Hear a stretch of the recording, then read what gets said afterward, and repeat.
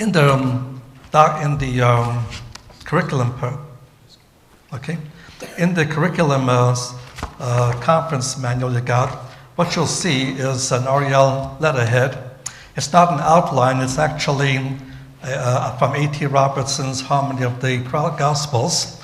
I understand that you bring your own Bibles in a conference like this, but what I'm after is some of the footnoting that A.T. Robertson provides in his Harmony, and that'll be somewhat helpful in the material I want to cover today. Just to put a step into some controversy from this morning, I too am a Dallas Cowboy fan. But coming from a Jewish perspective, I would have to say that among the Jewish people, the game of football is viewed as being purely a Gentile game. It would not be very Jewish running around a whole field chasing after a pigskin.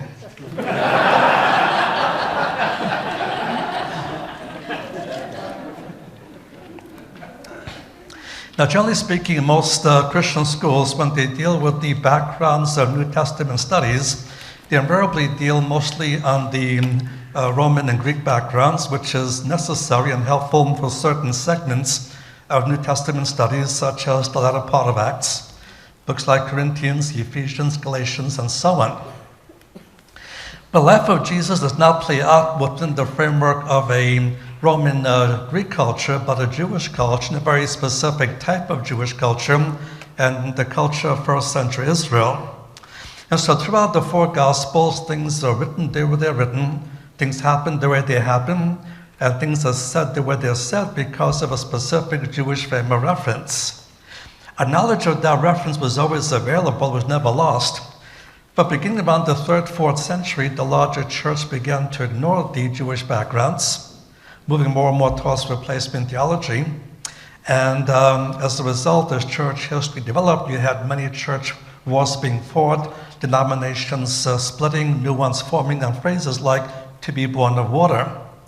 We'll see in this initial study, to be born of water has a very specific Jewish meaning, but somebody somewhere back then forgot to ask a Jew what that meant.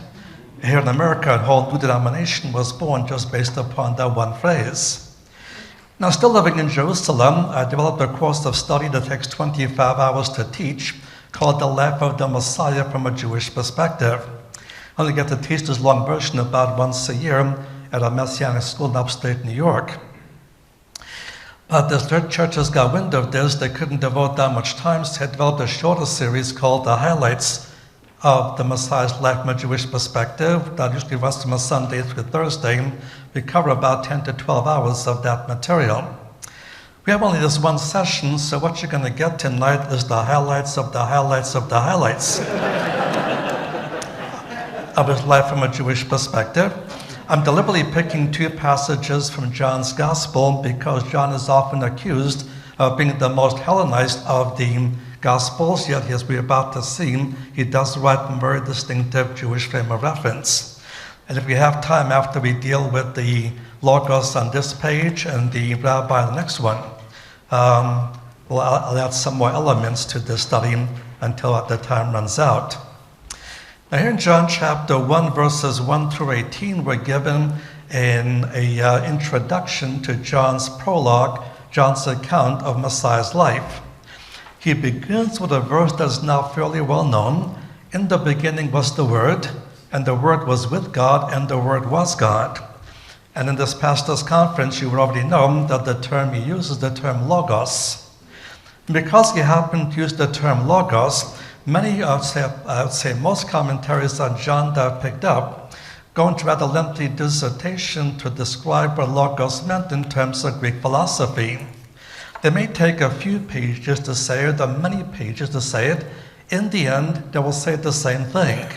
In Greek philosophy, the Logos had two concepts, the concept of reason and the concept of speech.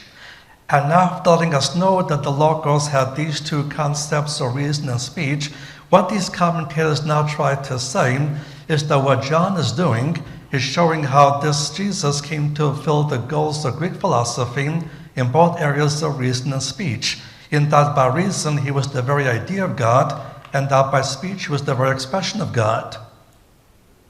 Now pick up almost any commentary on John, that's what you will read, except for one or two I've discovered that brought out some other facets. But what these commentators forget is that by profession, John was not a Greek philosopher, he was a Jewish fisherman. What he has in mind is not so much Greek philosophy, but Jewish theology. Now because of the way the term word was used throughout the Hebrew Bible, the rabbis by first century Israel developed a theology they gave a one-word title to, and that one-word title was Memra, M-E-M-R-A. M-E-M-R-A. Then your footnote, notice that Wright T. Robertson mentions the Memra concept, doesn't really detail it for us. But the word Memra is the Aramaic term that means word. And because John was writing his gospel in Greek, he would need a Greek term to translate the Jewish Memra. The only Greek term he could use was the term logos. But as he's writing about the logos, he's not thinking in terms of the logos of Greek philosophy. He's thinking about the Memra of Jewish theology. Now, if you look at the writings of the rabbis, you will notice altogether the rabbis said 6 different things about the Memra. And all 6 of these things come out one way or another in these 18 verses. First of all, the rabbis said that sometimes the Memra was distinct from God, but sometimes the Memra was the same as God. In all the writings, never tried to explain this paradox away. How could the Memra be both distinct from God and yet be God at the same time? They simply made both statements being true and left it there, which is what John just did here in verse 1. When he says the Word was with God, he makes him distinct from God. He turns around and says the Word was God and makes him the same as God. And like the rabbis at this point, he does not try to explain the paradox away. He simply makes both statements as being true and leaves it there for now. Unlike the rabbis, he does explain this later in his writings in terms of the Trinity, in that the one he's writing about is distinct from God because he's not God the Father, nor is he God the Holy Spirit. Yet he's the same as God, he is God the Son. Only in terms of the Trinity can this rabbinic paradox at long be understood and explained. The second thing about the Memra was the agent of creation. In that whenever God created anything, he did so by means of his Memra, by means of his word. And so the Memra is also the agent of creation. And now look at verse 3. All things were made by or through him, and without him was not anything made that had been made. And now John says the same thing about his Logos. All things were made through him. So without him, nothing would exist, which now does exist. And therefore his subject is also the agent of creation. The third thing about the Memra is also the means by which God provides salvation, the agent of salvation. So whenever God saved out the history of the Old Testament, whether it was a physical salvation like the Exodus or a spiritual salvation, he always saved by means of the Memra, by means of the word. So again, the Memra is also the agent of salvation. And now look at verse 12. As many as received him, to them gave he the right to become children of God, even to them that believe on his name. And in verse 12 he points out, those who believe on this Memra, this Logos, those who believe on him, those who receive him, they become the children of God because they received their salvation from him, who is also the agent of salvation. Now the fourth thing about the Memra is the means by which God would take on visible form. Because in the history of the whole Hebrew Bible, God now and then took on some kind of visible form. When he did so, it was always by means of the Memra, by means of the word. So again, the Memra is the way and means God becomes visible. So whenever the omnipresence of God was visible and localized, that is, came by means of the Memra. Now verse 14, and the word became flesh. The word that back in verse 1 was in the beginning with God, who was God, not a certain point in human history takes on visible form. But now what became visible was not the intangible light, fire, cloud. He became flesh. He became human. And then John says, then he dwelt among us. Now notice there's a number about the word dwell. That tells you, look at the footnote from our little Greek rendering. And the Greek, he points out in his harmony, is not literally to dwell, but to tabernacle. Because in verse 14, John does not use the normal Greek word for dwelling. He uses a different Greek word, which is akin to a specific Hebrew word. Now, in Christian theology, the word that is used for these visible manifestations is the term theophany. When Christian writers talk about a theophany, they're referring to visible manifestations of God. But the Jewish people had a different term, and that term was Shekhinah or Shekinah, often connected with God's glory. And so you have the two words coupled together, the Shekinah glory of God. And by a definition, the Shekinah is the visible manifestation of the presence of God, the visible presence of God. So again, whenever the invisible God became visible, when it was down, the presence was localized. This visible localized presence was the Shekinah, and in most cases in the Hebrew Bible, it came primarily in three ways: light, fire, cloud. Light, fire, cloud was a combination of these three things. Whenever it came by means of the Memra, by means of the Word. So the Memra is also the means God becomes visible. Now notice the word for tabernacle in Greek, that's the word skene. And skene is the Greek form for Shekinah. Now, in Hebrew, we have one letter by which we can make the sha sound, the letter shin. In English, we have to combine two letters, S and H, to make the sha sound. In German, you combine three letters, SCH, to make the sha sound. But in Hebrew, one letter is sufficient. But in Greek, you cannot combine any number of letters to make the sha sound. Greek has a hard S. They can say s, but they don't say sh. And that's why the Greeks always were so much louder than we Jews were and gave us headaches to our Jewish history. That story belongs to Hanukkah, which is not till December, so I'll skip it for now. But what they basically have is the Hellenized form of the Hebrew Shekhinah, Shekinah, skene. Many of you know the word Hosanna from the New Testament. Well, Hosanna is simply the Hellenized form of the Hebrew Hoshana, with the S sound hardened. And if you have a name like Susanna, that's the Hellenized form for the Hebrew Shoshana, with the S sound hardened. And so the word skene that John uses does not mean to dwell, but rather to tabernacle. And the origin of the word goes back to the book of Exodus, chapter 40, when the Shekinah cloud took up its residency within the Holy of Holies of the tabernacle. Next several centuries, the tabernacle with the people of Israel, until it finally departs from Israel in Ezekiel chapters 8 through 11. Ezekiel chapters 8 through 11, which describes the 4-stage departure of the Shekinah glory. But now, after 6 centuries of absence, the Shekinah glory has returned, not in the form of light, fire, and cloud, but in the form of flesh, and once again tabernacled among us. Among us, in this context, the Jewish people. And like the rabbis, notice how quickly John connects this with God's glory. And we beheld his glory, Lord, the only begotten from the Father, full of grace and truth. Now, generally speaking, the Shekinah glory has a brightness about it. It would exude light. But the physical body of the Messiah was like a veil that veiled the brightness of his glory. So when people looked upon him in first century Israel, he looked no different than any other Jewish person in the first century Israel. One time during his public ministry, the light came through at the transfiguration, affecting his clothing, making them exceptionally white. His face began to shine with the very brightness of the sun, and 3 of his apostles saw the brightness of the glory. Among the 3 is the author of these words, the Apostle John. And he words like an eyewitness, and we and 2 other men, we beheld his glory. And just as the Memra is the means by which God becomes visible, John points out the same thing is true with John's Logos. Now, the 5th thing about the Memra is also the means by which God signs his covenants. In the context of the Hebrew Bible, God makes a total of 8 covenants. 3 were made with humanity in general.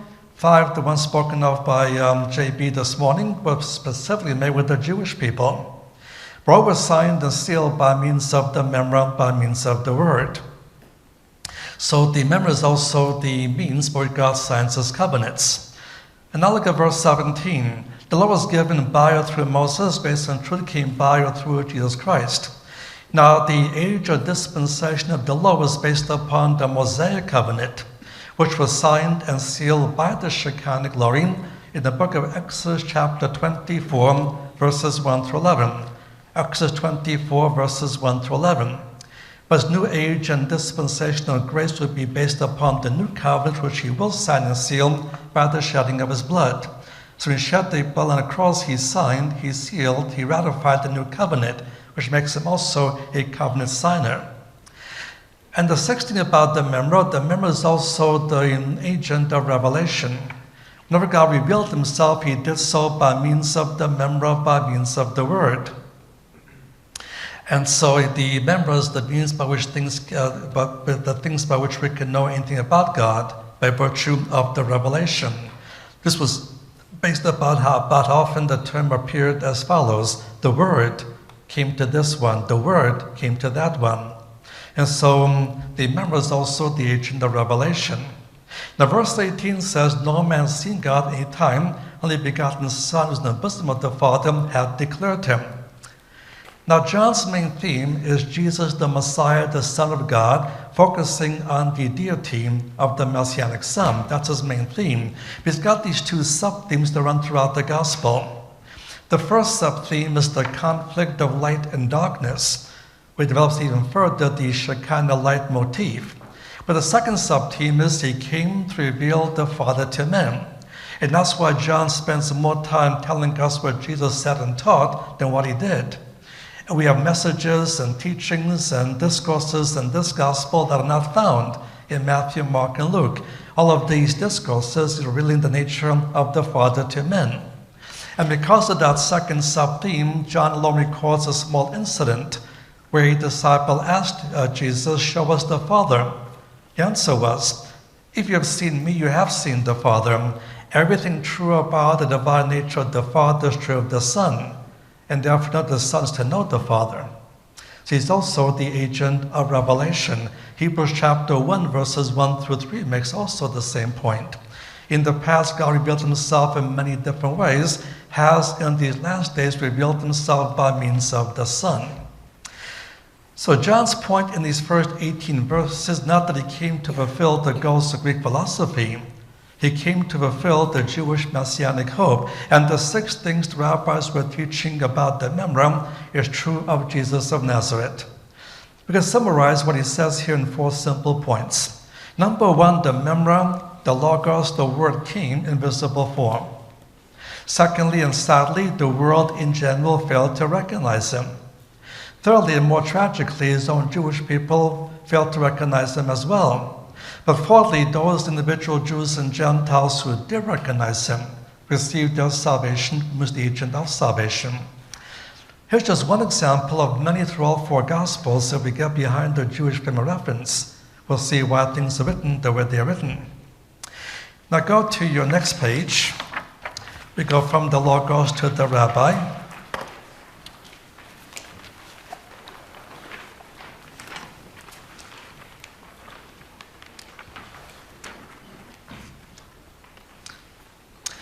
In the section that precedes what you have on this page, which will be John chapter 2, verses 13 through 22, John chapter 2, verses 13-22, we find the Messiah coming to Jerusalem for the first time following his baptism by John. And this is the first Passover of his public ministry. He was baptized about 4 to 6 months earlier, but for the first 4 to 6 months, he's not saying too much publicly about who he claims to be. He's gathering the first of his disciples. He has 5 of the 12 at this stage. Outside the small group, he's not saying too much about who he is. When the Passover comes, he comes to Jerusalem. He goes public in 2 ways. First of all, in these verses, he goes public with those Messianic claims. A good time to go public because during this season, hundreds of thousands of Jews would come to Jerusalem and for the purpose of the observance of Passover. According to Josephus, more than 1.5 million Jewish people sometimes show up from different parts of the world, and so word was spread rather quickly in Jewish communities both inside and outside the land, both inside and outside Roman Empire. A man named Jesus of Nazareth was claiming to be the Messiah. The second way he goes public, on top of this page, in verses 23 to 25, he goes public with his miracles. He performed only one miracle earlier in John chapter 2, verses 1 through 11, when he changed the water into Welch's grape juice. But that's a rather quiet miracle, and very few people knew a miracle had taken place. But now with the public acclamation about his messiahship, he goes public with his miracles. And for the first half of his ministry, the purpose of his miracles is for the purpose of serving as signs for Israel, to get Israel to make a decision concerning those messianic claims. And these signs were to authenticate two things: his person and his message. His person, he's that Messiah the prophets were prophesying about. His message, he's offering to Israel the Messianic kingdom that was so detailed by the prophets. So if they will accept him as the Messiah, they could see that kingdom established in their own day. But no such kingdom could be established until they first owned him to be that Messianic king. And so they were to authenticate his person, his message. That purpose will change in Matthew 12 with the unpardonable sin, but I won't have time to cover that within the confines of this time. But until Matthew 12, that's the purpose of his miracles. And among the many that happened to see what he did and hear what he claimed is the man we're now introduced to in verse 1. There was a man of the Pharisees named Nicodemus. And the fact that he calls him a Pharisee right away tells us about his beliefs.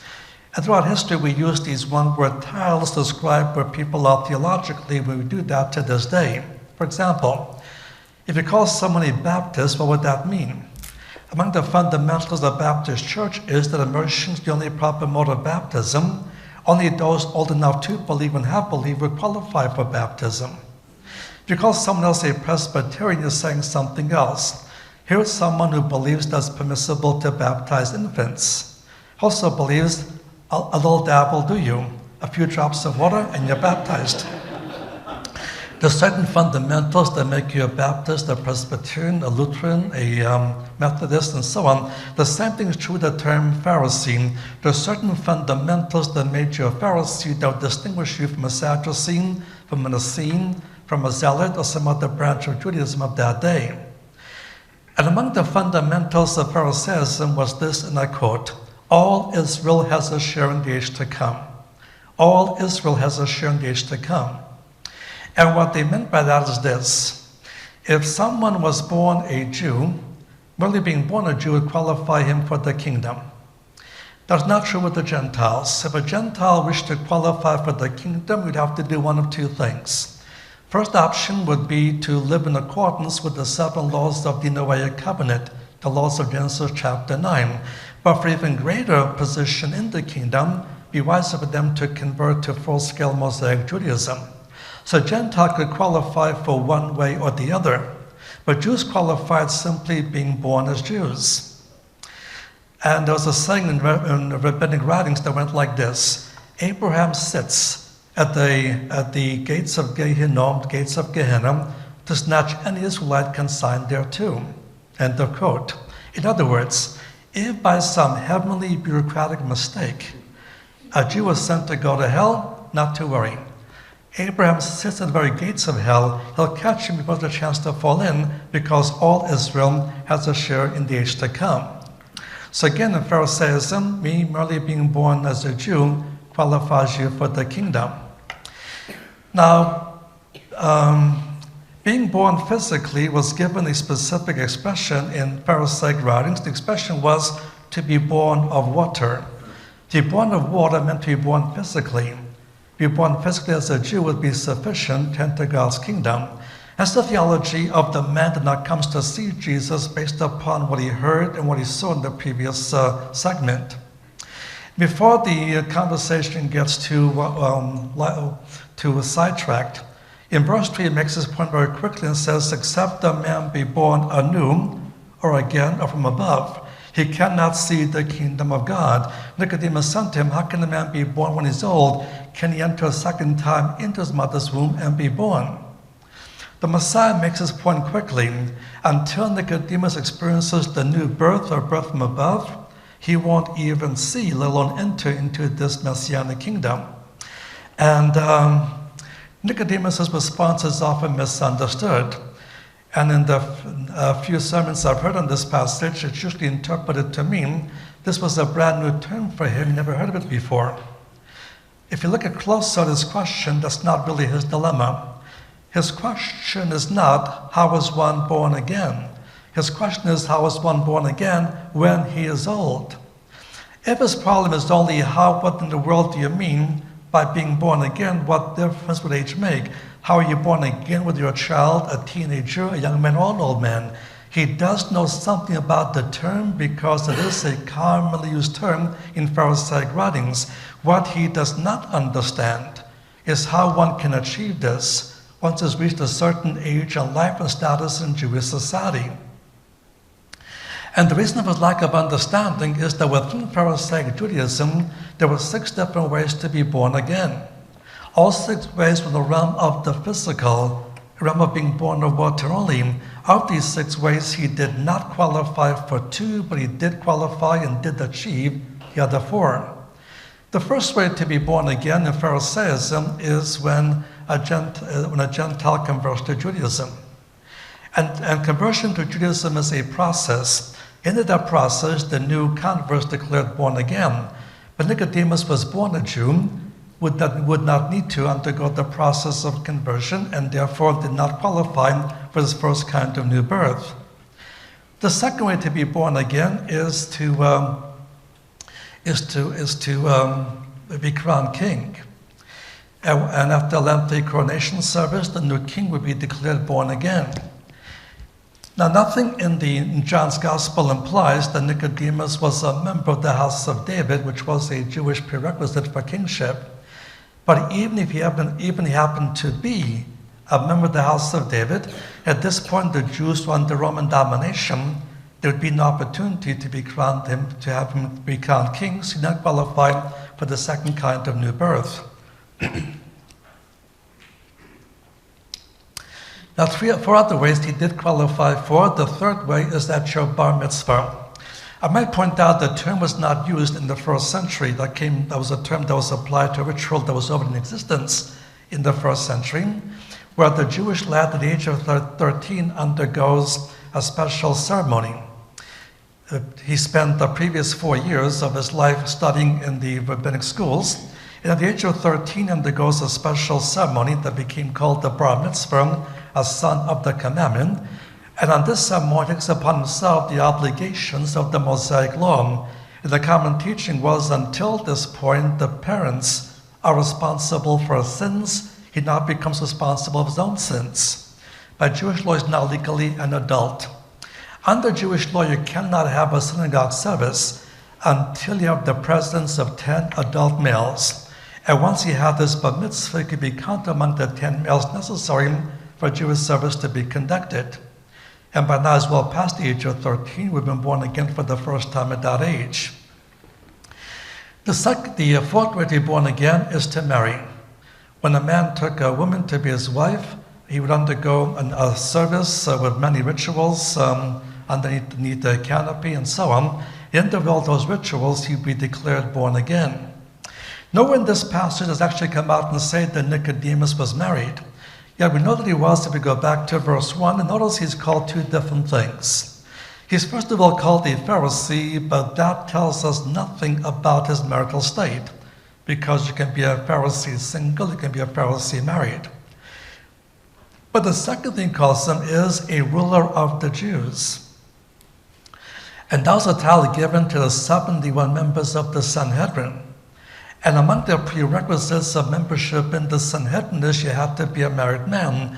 A single man of any age would not qualify.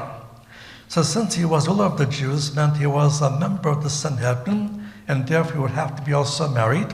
And Jewish males married between the ages of 16 and 20 in those days. So at that point he was born again for the second time. Then the fifth way to be born again is to be ordained a rabbi. You undergo many years under one rabbi, in some cases 2 or 3. At the end of that period of training, you would then receive your specific ordination, and you would then be declared born again. And Nicodemus, being leading Pharisee and a member of the Sanhedrin, meant he was also an ordained rabbi. Rabbis were ordained at the age of 30. At that age, he was born again for the 3rd time. There was one other way to be born again, that's to become what's called a Rosh Yeshiva, meaning the head of a rabbinic academy or rabbinic seminary. We'd be responsible to train and ordain future rabbis. And we know that he attained that level in Jewish society because of the way Jesus addresses him in verse 10. He asks him, "Are you the teacher of Israel?" The teacher. And the rendering you have in your notes here is correct. Now, the King James Version reads "a teacher." The New Testaments were rendered by Gentile translators who didn't always understand these small Jewish nuances and saw no difference between saying "a teacher" or "the teacher." But in the Jewish concept, if you're a rabbi, you're given the title of Rav, R-A-V. R-A-V means "a teacher." But also Rosh Yeshivas had the title of Rabban, R-A-B-B-A-N. R-A-B-B-N, which means "the teacher." So in all Jewish writings, Gamaliel is always called Rabban Gamliel. He was the head of Rabbinic Academy. Among his students for a while was the Apostle Paul. And the fact that Jesus calls him the teacher of Israel means he was a Rabban, the head of an academy, and therefore would have been born again at that point of time, so attained about the age of 50. Once he underwent 4 of these 6 ways available to him, within Pharisaism, there was simply no other way to be born again. That's why he answered the way he did. How can one be born again when he is old? Only way he could see that happening is to go back into his mother's womb again, and then be born of water again, be born physically, and start the process all over again of being born again at the ages of 13, 20, 30, and 50.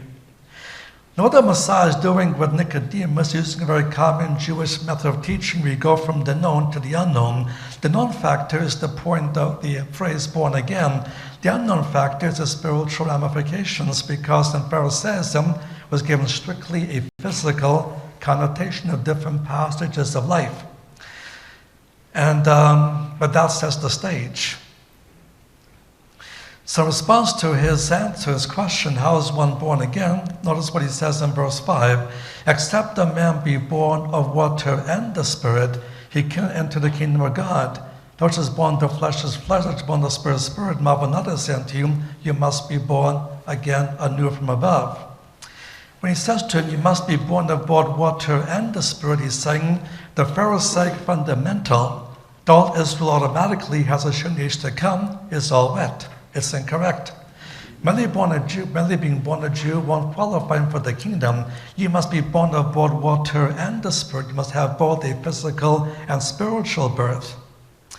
And he makes the contrast of the 2 kinds of births. To be born of water, to be born of the flesh. Once born of the flesh is flesh. Flesh birth alone doesn't qualify anyone, Jew or Gentile, for the kingdom. But to be born of the Spirit will mean the Holy Spirit will regenerate our dead human spirit. We then become alive to God. That's the kind of new birth that's necessary for the kingdom. Until Nicodemus has this kind of new birth, he will not enter into God's kingdom. Now, next question in the mind of Nicodemus would be, well, how in the world are you born again spiritually? And the Messiah expounds on this, pointing out the 2 steps involved. Look at verse 14. "As Moses lifted up the serpent in the wilderness, even so must the Son of Man be lifted up. Whosoever believes may in him have eternal life." The first step is the one that God does, which was to send his Son to provide salvation for all. And when he died on the cross, he provided salvation for all, but by itself that will not save anyone.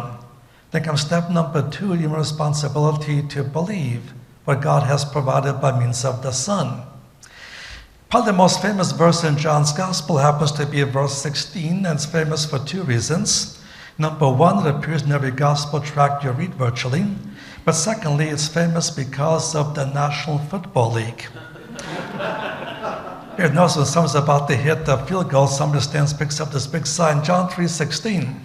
What I wish the guy would do is spell out what the verse says, that you can't be saved by those three numbers. You need to know what the content is and believe it. But the same two steps are repeated. Number one, for God so loved the world, he gave his only begotten Son. The first step is a finished step, and God has done all he needs to do to provide salvation for all by itself. That will not save anyone. Then comes the second step. Whoso believes on him should not perish but have eternal life. Until Nicodemus accepts him as the Messianic king, he cannot he cannot enter into God's kingdom. This was such a new interpretation of the new birth, he could not accept it right away. And in Jewish ministries, we learned a lesson early that's very, very rare for a Jew to accept the gospel when he first hears it. It happens now and then, but it's extremely rare. Jewish people undergo a struggle. It is sometimes a spiritual struggle, it's a mental struggle, it's an ethnic struggle, a religious struggle, and so on, before you can begin to see the possibility of this Jesus being the Messiah. And every Jewish believer you meet has undergone the struggle either for a short or long duration of time. And when Nicodemus, the struggle will begin here and continue for 3 years. Now, he's mentioned two more times in John's Gospel. The second time is in John chapter 7, not yet a believer, who to defend the right of Jews to be heard before being condemned. And the third time will be in John chapter 19, when he finally comes out openly as a believer and participates in the burial of the Messiah in Joseph's brand new tomb. Now, because he was prominent in Jewish society, he could not be ignored in Jewish writings. He's not ignored. And we learn certain things about this Nicodemus from ancient Jewish writings. Now, back in those days, rabbis did not make a living from the rabbinate. Now, things are different today. Today, rabbis receive salaries from synagogues as pastors will do from churches. In the first century, that was not the case. Every rabbi had to have either some kind of a profession with his hands or some kind of a side business by which he would earn his income so that he could teach the scriptures free of charge. Paul was an ordained rabbi, but he was a tent maker by profession for that same reason. And Nicodemus was a well digger. If these rabbinic writings are correct, he was a very wealthy man. They point us among the 3 wealthiest men in the whole city of Jerusalem, the top 3 wealthy men. But when he became a believer in Jesus, he was reduced to poverty. He died a pauper. He stood at the ground begging for bread just to stay alive. Now, how true these stories are, we cannot be sure. Maybe he did die physically poor. But if he did, he also died spiritually rich. He'll have his place someday in that kingdom of God, in the Messianic kingdom. And here's another passage. That we get the Jewish frame of reference, we'll see exactly why things happen the way they do. I've got about 12 minutes. Let me add a couple of other things. Turn to John chapter 5.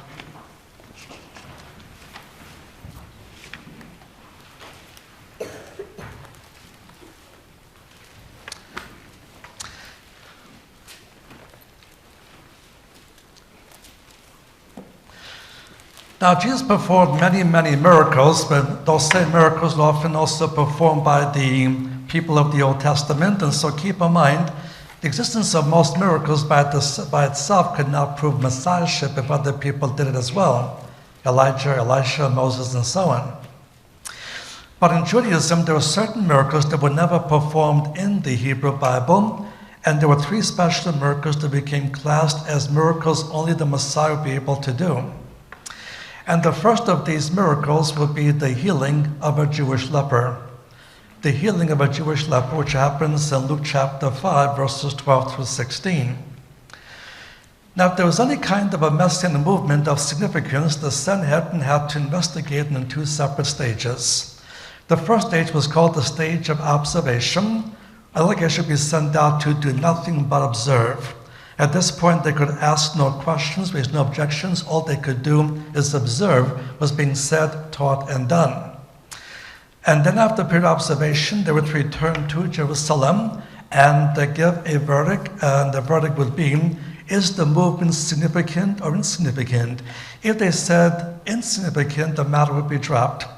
If they said significant, there would come the second stage, the stage of interrogation, where they would ask questions, raise objections to look and see reasons for accepting or rejecting the person's claims. John the Baptist, because he was proclaiming the coming of a king and kingdom, had obvious Messianic overtones, had to run both those stages earlier, and Jesus himself undergoes both those stages. What's significant about leprosy is that once the Mosaic law was completed, there's no record of any Jew that was healed of leprosy. Like in the time the law was completed, there's no record of any Jew healed of leprosy. In the case of Miriam, that was before the completion of the law. In the case of Naaman, he was Syrian, not Jewish. One of the ways God said he would punish Israel for disobedience would be by means of leprosy. So it became a basic acceptance if a Jew contracted leprosy, he was under a special divine judgment. And so while Jewish writings have many cures for many diseases, leprosy was left out of rabbinic cures. There would simply not be any way to heal a Jewish leper. But when the Messiah comes, he will prove himself by healing Jewish lepers. So what you have in Luke chapter 5, verses 12 through 16, is the healing of a Jewish leper. And notice in verse 14, he tells them after healing him, go to Jerusalem and begin the process of the cleansing of a leper. Why? And in verse 14, for a testimony unto them. That then would be the Jewish leaders at that point of time. And he would have to undergo the process of the cleansing of a leper, detailed in Leviticus chapters 13 and 14. Leviticus 13 and 14. And they will come to realize a man named Jesus of Nazareth did the healing. Like given them from their own theology, this was something only Messiah would be able to do. So this is not in Luke's account, but in Mark's parallel account, he says in Mark chapter 1, verse 45, Mark 1:45, Jesus could no more openly enter into a city. He could no longer openly open a city. He performed many, many miracles before this event, but didn't create the stir that this one does, because this one was supposed to be only something Messiah could do. Another result in verse 17 of Luke chapter 5. It came to pass when in those days he was teaching, and there were Pharisees and doctors of law which were sitting by him, which had come out of every village of Galilee and Judea and Jerusalem. Notice what we don't have, and keep in mind this takes place in Capernaum, not Jerusalem, but Capernaum, 3-day walk from Jerusalem. And Luke is very specific. It's not merely some local Pharisees of Capernaum that are listening to what he's saying. He says all of the spiritual leaders from all over the country came to Capernaum. Why are they there? This is their response to the healing of the Jewish leper. This is the stage of observation. At this point, they could not answer, they could not raise any questions. So Matthew chapter 9, verse 3 says they only said within themselves. And Mark chapter 2, verse 6 says they reasoned in their hearts. They could not verbalize it at this stage. And normally for the stage of observation, it was not necessary for everybody to go. A small delegation like the one they sent to John would be sufficient. But now they're reacting not only to someone claiming to be the Messiah, but did something they were teaching the Messiah would be able to do. And that's why they decided to all go. The second key miracle, turn to Matthew chapter 12.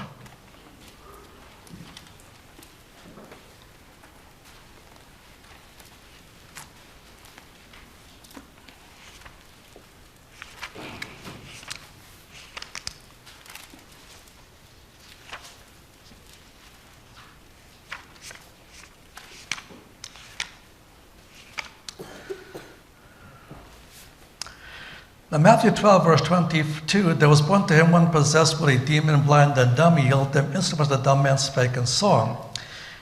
Now, the act of casting out demons by itself was not an unusual practice in first century Israel. The Pharisees, the disciples of the Pharisees, also went around casting out demons, and Jesus even mentions that point in verse 27, when he raises the question, by whom do your sons or your followers cast them out?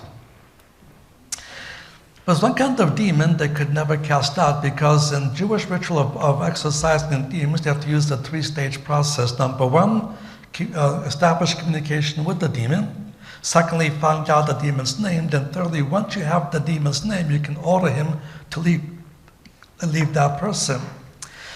But because demons that caused the person to be dumb or mute and could not speak, they could not establish communication with the kind of a demon, and therefore could not cast the demon out. They will teach whenever the Messiah comes, leaving cast out dumb demons. So in verse 22, he will, dumb meaning mute, not stupid, mute.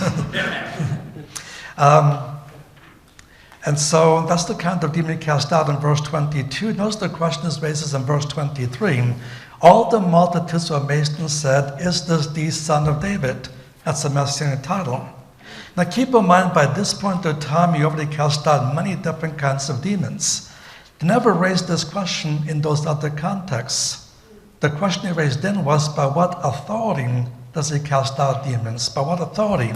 When he casts out a dumb demon, the nature of the question changes, not by what authority, but is this the Son of David? Is this the Messiah?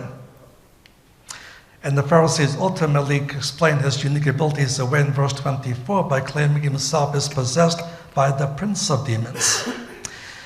And Matthew 12 then marks the official rejection of the Messiahship of Jesus by the leadership of Israel.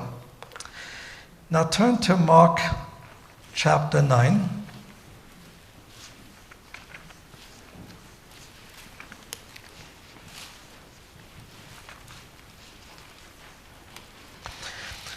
This is the passage where Jesus comes down from the mountain with his two disciples after transfiguration. The other disciple left behind, and they come back, they find a dispute between the disciples and the scribes because the disciples had been attempting to cast out a demon but failed to do so. They had already experienced themselves casting out demons. For some reason, they could not cast out this demon. And therefore, this reflected negatively on their claims that this Jesus they're following is the Messiah. Now, Jesus himself casts it out eventually, but look at verse 28. Mark 9, verse 28. And when he was come into the house, the disciples asked him privately, saying, "We could not cast it out." He said to them, "This kind can come out by nothing save by prayer." In the commentaries, they simply focused that they weren't praying enough, which is always true, but they're missing the point. He says, "This kind." What kind was it? Go back to verse 17. Notice it was a dumb demon, a mute demon. And here Jesus verifies the Pharisaic observation. The dumb demons were different. And that kind of demon you do not try to cast out, just pray it out. Leave it to God to handle that demon. Don't try to cast out that kind of demon on your own. You won't be able to do it. There was something unique about the dumb demons. In a Jewish frame of reference, we understand why, because of the Jewish format of casting out demons. The last Messianic miracle, look at John chapter 9. John chapter 9.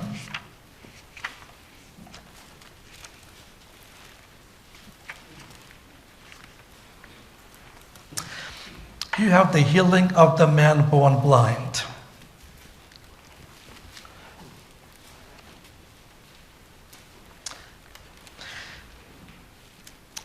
The difference is this: to heal someone that went blind is not Messianic. Heal someone that went blind is not Messianic. Heal someone that was born blind would be Messianic.